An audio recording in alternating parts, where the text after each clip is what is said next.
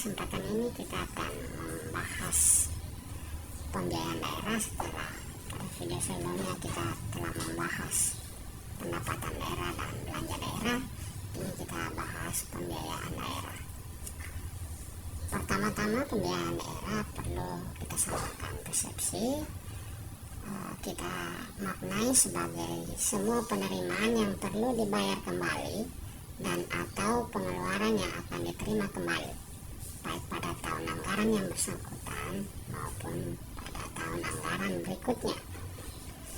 Pembiayaan daerah meliputi semua transaksi keuangan untuk menutup defisit atau untuk memanfaatkan surplus. Pembiayaan daerah dirinci menurut urusan pemerintahan daerah, organisasi, kelompok, jenis, objek, dan rincian objek pembiayaan. Pembiayaan daerah terdiri dari penerimaan pembiayaan dan pengeluaran pembiayaan. Penerimaan pembiayaan mencakup 1. Sisa lebih perhitungan anggaran tahun anggaran sebelumnya atau yang kita kenal dengan SILPA.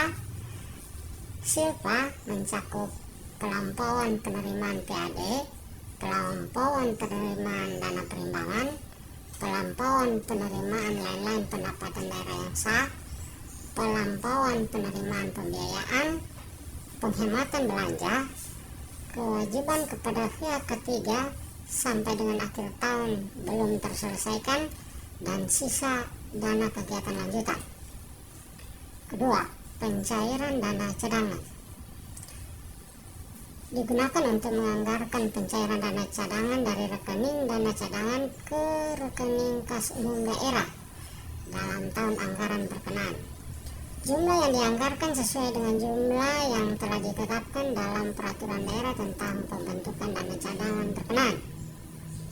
Penggunaan atas dana cadangan yang dicairkan dari rekening dana cadangan ke rekening kas umum daerah dianggarkan dalam belanja langsung SKPD pengguna dana cadangan berkenaan, kecuali diatur sendiri dalam peraturan perundang-undangan.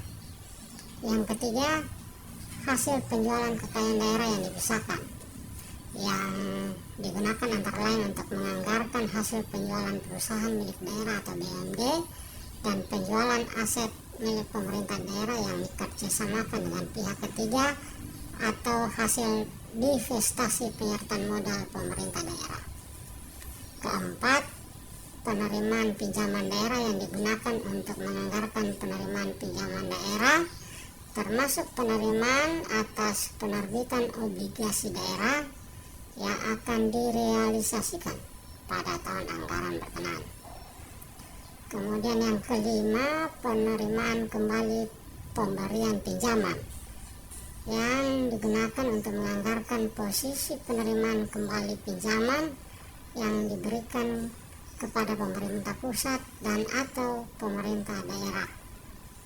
Kemudian yang terakhir, yang selanjutnya, penerimaan piutang daerah yang digunakan untuk menganggarkan penerimaan yang bersumber dari pelunasan piutang pihak ketiga, seperti berupa penerimaan piutang daerah dari pendapatan daerah, pemerintah daerah lain, lembaga keuangan bank, lembaga keuangan bukan bank, dan penerimaan piutang lainnya. Itu semua yang cakupan dari penerimaan pembiayaan. Sedangkan pengeluaran pembiayaan itu mencakup pertama pembentukan dana cadangan yang diperuntukkan untuk mendanai kegiatan yang penyediaan dananya tidak dapat sekaligus atau sepenuhnya dibebankan dalam satu tahun anggaran.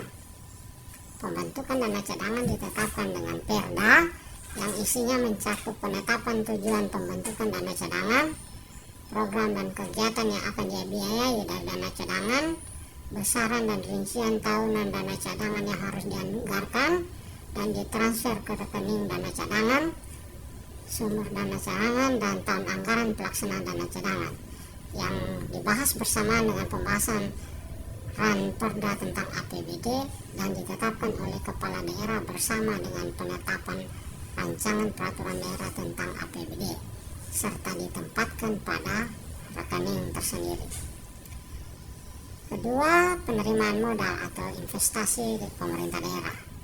Kemudian yang ketiga, pembayaran pokok utang yang digunakan untuk menganggarkan pembayaran kewajiban atas pokok utang yang dihitung berdasarkan perjanjian pinjaman jangka pendek, jangka menengah, dan jangka panjang.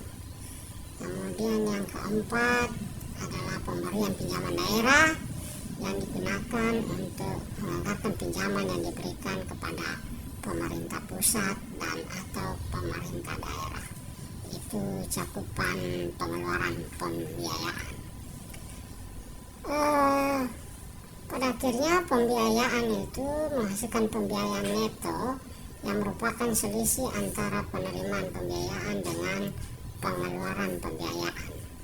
Hal yang wajib diketahui mengenai itu, jumlah pembiayaan neto harus dapat menutup defisit anggaran yang ada. Itu yang perlu di stressing. Demikian hal-hal yang sekilas mengenai pembiayaan daerah.